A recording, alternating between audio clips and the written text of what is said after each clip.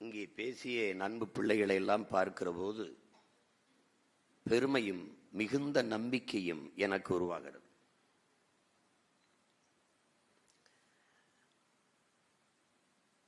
நம்முடைய தலைவன், என்னுடைய தலைவன்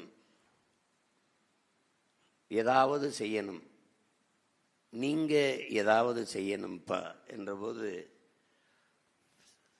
சரியாக 17 ஆண்டுகள்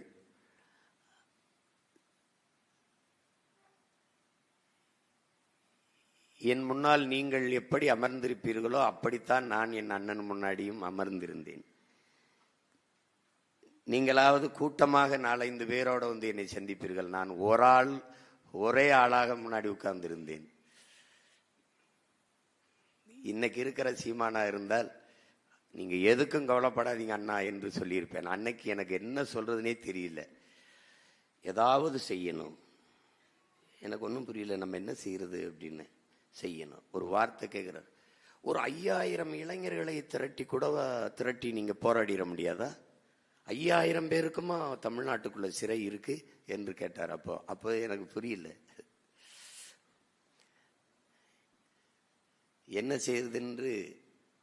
விழித்து கொண்டிருந்த அந்த சீமான் தான் இன்னைக்கு பல லட்சக்கணக்கான பிள்ளைகளை, மக்களை அந்த தலைவனின் கொள்கைக்காக,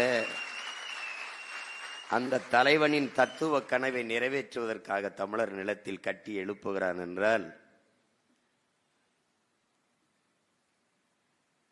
அவன் அதிகம் பேசுகிறவன் அல்ல.